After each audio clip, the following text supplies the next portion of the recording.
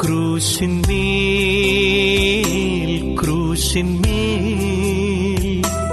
കാണുന്ന ദാരിദ്ര പ്രാണനാഥൻ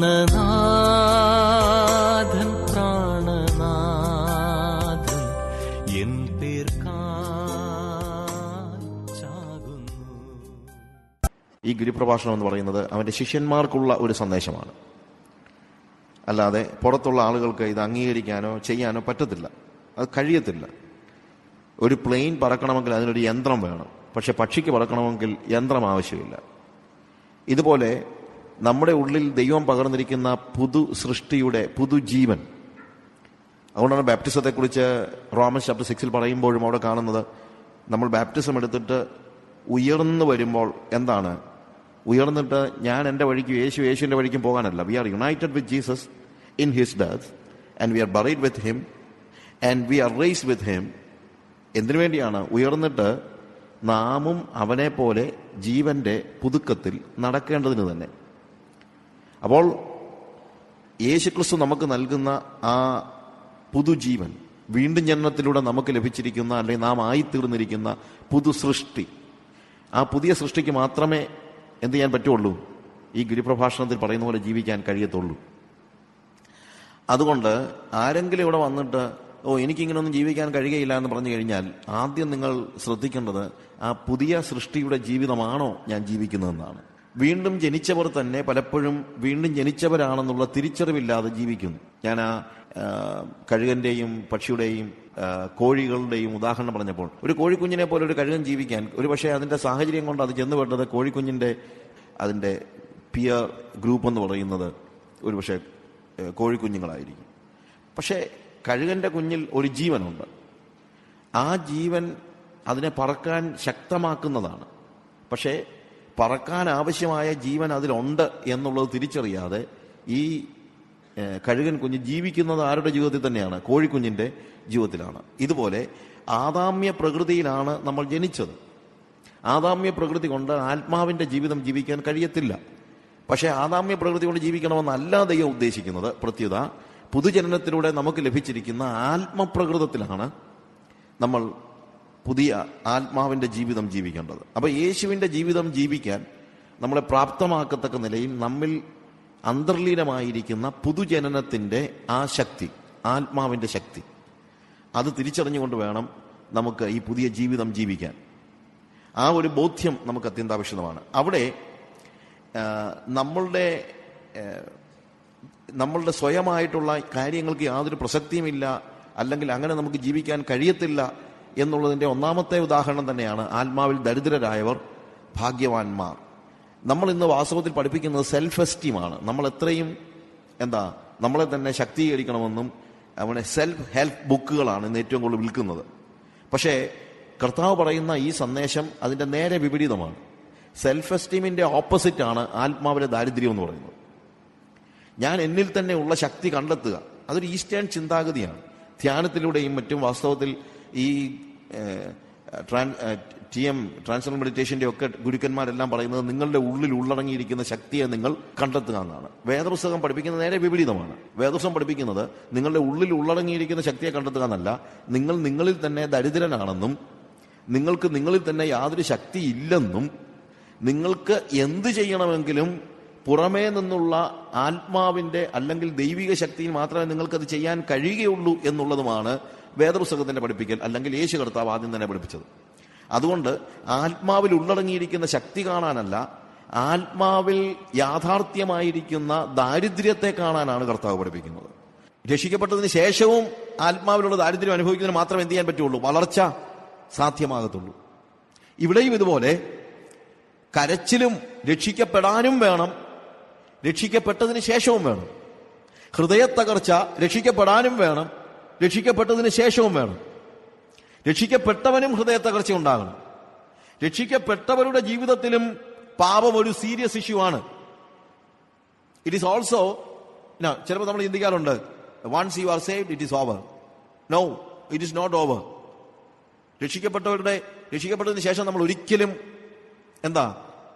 പാപത്തെ ഓർത്ത് കരയുണ്ടായെങ്കിൽ വേണ്ട. പക്ഷെ രക്ഷിക്കപ്പെട്ടതിന് ശേഷം ഒരു പാപവും ചെയ്തിട്ടില്ലെങ്കിൽ പക്ഷെ രക്ഷിക്കപ്പെട്ട ശേഷം നമ്മൾ പാപത്തിൽ വീണു പോയിട്ടുണ്ടെങ്കിൽ വീണ്ടും എന്തു തന്നെ ഉണ്ടാകണം?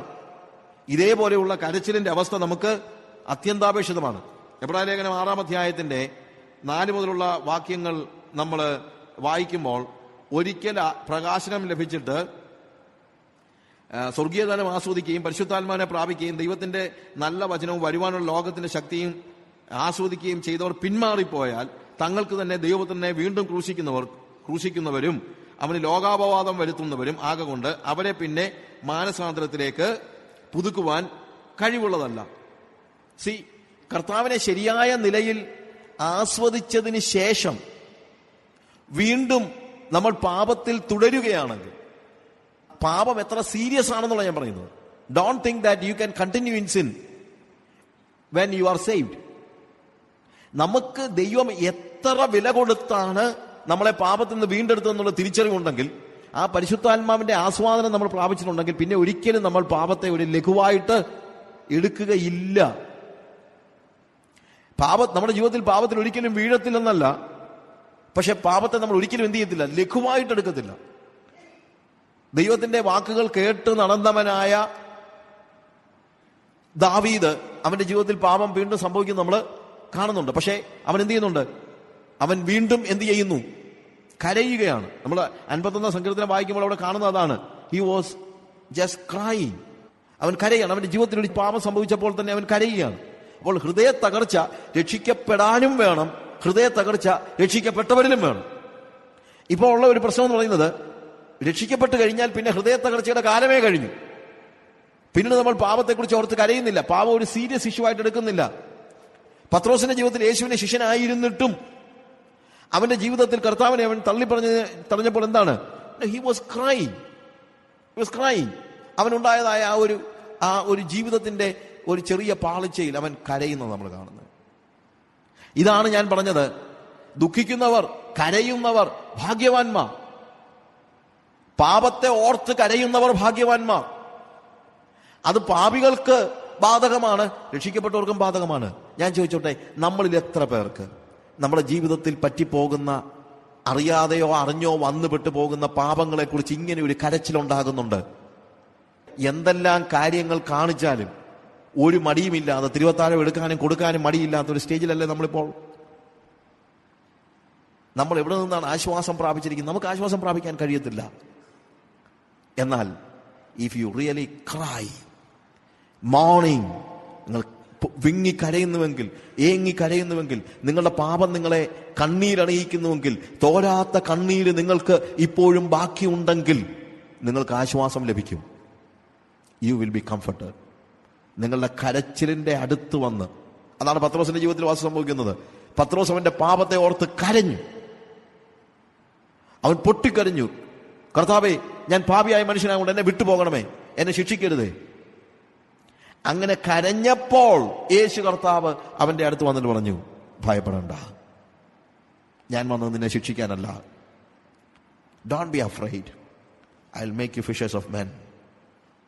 ഞാൻ നിന്നെ മനുഷ്യനെ പിടിക്കുന്നവനാക്കും, ഭയപ്പെടണ്ട. എപ്പോഴാ പറഞ്ഞത്? അവന്റെ കരച്ചിലിന്റെ ഒടുവിലാ.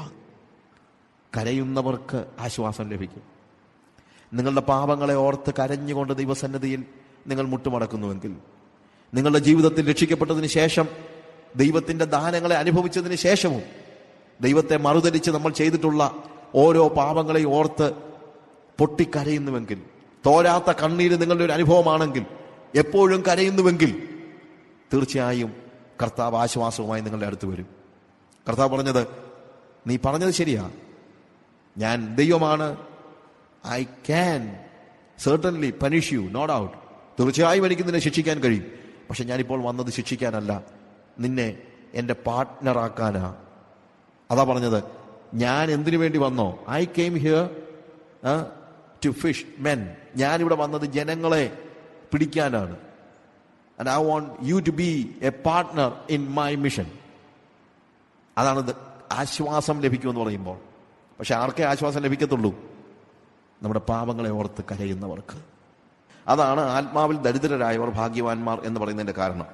ആ ദാരിദ്ര്യം എന്തുകൊണ്ടാണ് ഭാഗ്യമാവുന്നത്? അപ്പോഴാണ് നമ്മൾ ആശ്രയത്തിലേക്ക് മുന്നേറുന്നത്.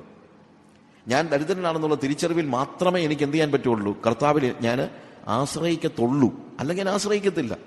അതുകൊണ്ട് ലൂക്കോസിന്റെ സുവിശേഷത്തിൽ ദരിദ്രരായ നിങ്ങൾ ഭാഗ്യവാന്മാർ എന്ന് തന്നെയാണ് പറയുന്നത്. അതിന്റെ കാരണം, എന്തെങ്കിലും ഒന്ന് നമുക്ക് സ്വന്തമായി ഉണ്ടെങ്കിൽ, എനിക്ക് സ്വന്തമായി പണമോ ധനമോ അല്ലെങ്കിൽ ഇൻഫ്ലുവൻസോ എൻ്റെ ശക്തിയോ എൻ്റെ എഡ്യൂക്കേഷനോ ഒക്കെ വാസ്തവത്തിൽ നമ്മളുടെ സെൽഫ് എസ്റ്റീമിനെ വളർത്തുന്നതിനാണ് ഉപകരിക്കുന്നത്, അല്ലാതെ ആത്മാവിലെ ദാരിദ്ര്യത്തെ കാണുന്നതിനല്ല ഉപകരിക്കുന്നത്. അങ്ങനെ ഞാൻ എന്ത് ചെയ്താലും, ചാക്കോസ് എന്ന് പറയുമ്പോഴത്തേക്ക് ദാരിദ്ര്യത്തിന്റെ ഏറ്റവും താഴെ തട്ടിലേക്ക് ഞാൻ താഴെ വീണു പോകുന്ന ഒരു സ്റ്റേജ് ഉണ്ടാകുമ്പോഴാണ്, ഞാൻ ഇന്നലെ പറഞ്ഞല്ലോ, ഒരു കച്ചിത്തുരുമ്പെങ്കിലും പിടിക്കാൻ കയ്യിലുണ്ടെങ്കിൽ അതേ പിടിക്കുന്നവരാണ്. അതാണ് ഹ്യൂമൻ നേച്ചർ എന്ന് പറയുന്നത്. അതാണ് നമ്മുടെ സ്വാഭാവികമായ ഒരു ജനനത്തിന്റെ പ്രത്യേകത. എന്നാൽ ഒന്നുമില്ലാത്തവനായി തീരുമ്പോൾ, എനിക്ക് യാതൊന്നും ബാക്കിയില്ലെന്ന് തിരിച്ചറിയുമ്പോൾ, അപ്പോൾ മാത്രമാണ് ഞാൻ ദൈവത്തിൽ ആശ്രയിക്കുന്നത്. എന്നാൽ സമൃദ്ധിയിലും താഴ്ചയിലും ദൈവത്തിൽ മാത്രം ആശ്രയിക്കാൻ പഠിച്ചവരായ ആളുകളായിരുന്നു പൗലോസും ഇയ്യോബും ഒക്കെ. അപ്പൊ ആത്മാവിന്റെ ദാരിദ്ര്യത്തിന് സഹായിക്കുന്നതാണ് അതിന്റെ ചുറ്റുമുള്ള സകല ദാരിദ്ര്യങ്ങളും. എന്നാൽ സമൃദ്ധിയിലും ആത്മാവിലെ ദാരിദ്ര്യം അനുഭവിക്കാനായിട്ട് നമുക്ക് കഴിഞ്ഞേ പറ്റുകയുള്ളൂ. അപ്പോഴാണ് നമ്മൾ ദൈവത്തിൽ ആശ്രയിക്കുന്നത്. ഞാൻ ഒരു പാപിയാണെന്നുള്ള തിരിച്ചറിവ്, അഥവാ എൻ്റെ പാപത്തിന്റെ സ്വാഭാവികമായ ശിക്ഷ, നോർമൽ ആയിട്ടുള്ള ശിക്ഷ തന്നെ നരകമാണെന്നുള്ള തിരിച്ചറിവ് ഉണ്ടാകുമ്പോൾ, ഞാൻ എൻ്റെ സെൽഫ് റൈറ്റ്യസ്, ഞാൻ മോറലി ബാങ്ക്രപ്റ്റ് ആണെന്ന് തിരിച്ചറിയുമ്പോൾ, എൻ്റെ സ്വയനീതിക്ക് ഒന്നും ചെയ്യാൻ കഴിയില്ലെന്ന് തിരിച്ചറിയുമ്പോൾ, ഞാൻ എന്ത് ചെയ്യുന്നു? എൻ്റെ നീതിയിൽ ആശ്രയിക്കുന്നതിന് പകരം ആരിൽ ആശ്രയിക്കുന്നു? യേശുവിൽ ആശ്രയിക്കുന്നു. അങ്ങനെയാണ് ഞാൻ യേശുവിനെ വിമോചകനാക്കുന്നത്. എന്ന് തന്നെയല്ല, എന്നെ ശൂന്യനാക്കാനായിട്ട്, എനിക്ക് എന്നെ ഭരിക്കാൻ അറിയത്തില്ലെന്നും ഞാൻ എന്നെ ഭരിക്കുന്നുവെന്ന് എനിക്കൊരു വ്യാജമായ ചിന്തയുണ്ടായാലും ശരിക്കും എന്നെ നിയന്ത്രിക്കുന്നത് ആര് തന്നെയാണ്? പിശാചാണ്. അതുകൊണ്ട് എൻ്റെ സിംഹാസനത്തിൽ നിന്ന് ഞാൻ എന്നെ ഇറക്കി വിടുമ്പോഴാണ് ഞാൻ ശരിക്കും ദരിദ്രനായി തീരുന്നത്. കാര്യം എന്നെ ഭരിക്കാനും ആരും ഇല്ലിപ്പോൾ. അങ്ങനെ എന്നെ ഭരിക്കാൻ ആരുമില്ലാത്ത ഒരു സ്റ്റേജിലാണ് എന്തുണ്ടാകുന്നത്? യേശു കർത്താവ് എൻ്റെ ഉള്ളിലേക്ക്, എൻ്റെ ഹൃദയത്തിലേക്ക് മാത്രമല്ല എൻ്റെ ജീവിതത്തിലേക്ക് രാജാവായി ഇറങ്ങി വരുന്നത്. ആത്മാവിൽ ദരിദ്രനായവനെ ഭരിക്കാൻ മാത്രമേ രാജാവ് ഇറങ്ങി വരത്തുള്ളൂ. ആ സിംഹാസനത്തിൽ ആരെങ്കിലും ഇരിക്കുന്നെങ്കിൽ അവിടെ കയറി അവനെ നിഷ്കാസനം ചെയ്ത് ഭരിക്കാനൊന്നും കർത്താവ് തയ്യാറാകത്തില്ല. കർത്താവിന്റെ രാജ്യത്തിന്റെ പ്രത്യേകത അതാണ്, അല്ലെ? കർത്താവിന്റെ സ്വഭാവത്തിന്റെ പ്രത്യേകത അതാണ്. അതുകൊണ്ട് ആത്മാവിലുള്ള എൻ്റെ ദാരിദ്ര്യമാണ് യേശുവിനെ വിമോചകനാക്കാനും യേശുവിനെ രാജാവാക്കാനും എനിക്ക് കഴിയുന്നതിന്റെ ഏക കാരണം. അതുകൊണ്ട് ഞാൻ ആത്മാവിൽ ദരിദ്രനാകുമ്പോൾ ദൈവരാജ്യം എൻ്റെ സ്വന്തമാവുകയാണ്. കാരണം യേശു എൻ്റെ രാജാവായി തീരുകയാണ്. ആത്മാവിൽ ദരിദ്രരായവർ ഭാഗ്യവാന്മാർ, ദൈവരാജ്യം അവരുടേത്. Theirs is the kingdom of God. Theirs is the kingdom of heaven. സ്വർഗരാജ്യം അവരുടെ വകയാണ്. അല്ലാതെ ആത്മാവിൽ ദരിദ്രനായി കഴിഞ്ഞാൽ പിന്നീട് ഒരിക്കൽ എപ്പോഴെങ്കിലും നിങ്ങൾ ദൈവരാജ്യത്തിലേക്ക് കടക്കുമെന്നല്ല. Theirs is the kingdom of God. Present ടെൻസിലാണ് പറഞ്ഞിരിക്കുന്നത്. It is our kingdom. രണ്ടാമത് നമ്മൾ പറഞ്ഞു, ദുഃഖിക്കുന്നവർ വെറും ദുഃഖിക്കുന്നവരല്ല, മോങ്ങിക്കരയുന്നവർ എന്നുള്ള അർത്ഥമാണ് അവിടെ ഉപയോഗിച്ചിരിക്കുന്നത്. കരച്ചിലിന്റെ തന്നെ, അല്ലെങ്കിൽ ദുഃഖത്തിന്റെ മാക്സിമം, അതിനപ്പുറത്തൊരു വാക്ക് ഗ്രീക്കിൽ ഉപയോഗിക്കാൻ പറ്റത്തില്ല. അതുപോലെ ശക്തമായ ഒരു വാക്കാണ് ദുഃഖിക്കുന്നവർ എന്നുള്ളതിന് ഉപയോഗിച്ചിരിക്കുന്നത്. അത് ഹൃദയത്തിന്റെ ഉള്ളിലുണ്ടാകുന്ന ഒരു ചെറിയ ദുഃഖം മാത്രമല്ല, പ്രത്യേകം അതിന്റെ എക്സ്പ്രഷനും കൂടെയാണ്.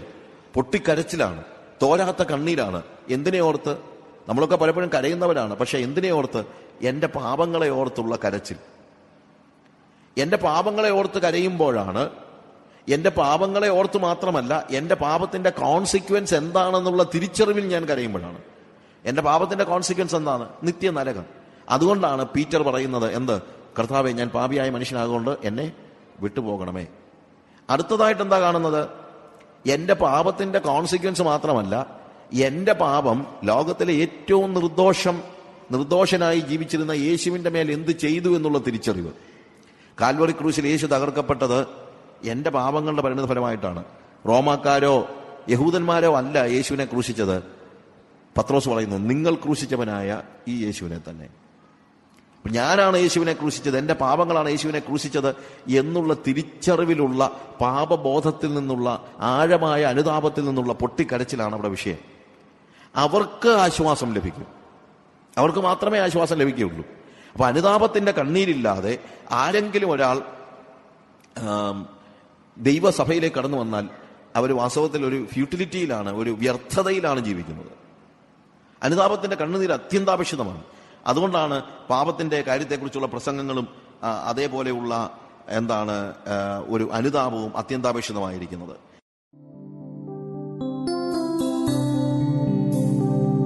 ക്രൂശിന്മേൽ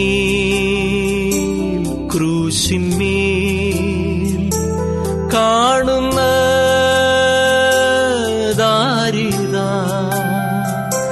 ക്രൂശിന്മേൽ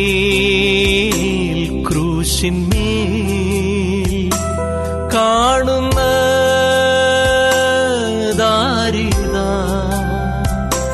പ്രാണനാഥൻ പ്രാണനാഥൻ എൻ പേർക്കായി ചാകുന്നു, പ്രാണനാഥൻ പ്രാണനാഥൻ എൻ പേർക്കായി ചാകുന്നു.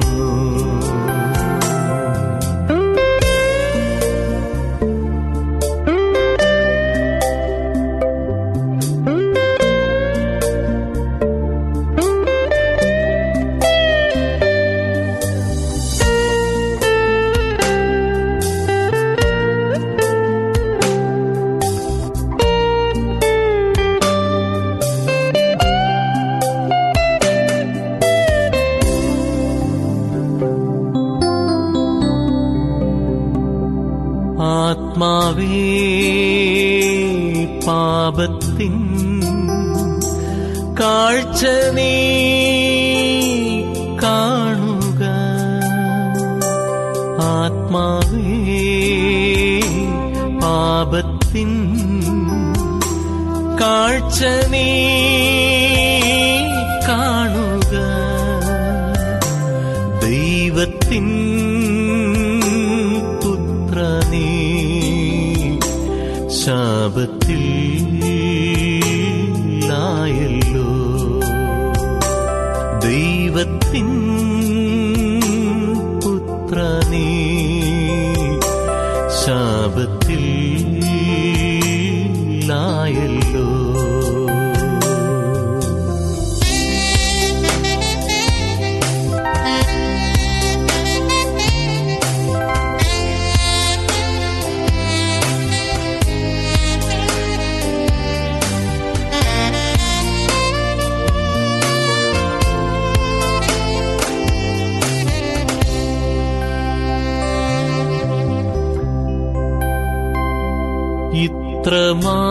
ഇത്രമാം സ്നേഹത്തെ എത്ര നാൾ തള്ളി ഞാൻ, ഇത്രമാം സ്നേഹത്തെ എത്ര നാൾ തള്ളി ഞാൻ, ഈ മഹാപാപത്തെ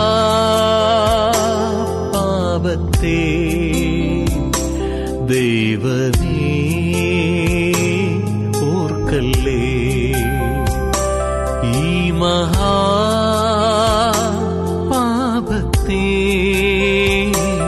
ദൈവമേ ഓർക്കല്ലേ.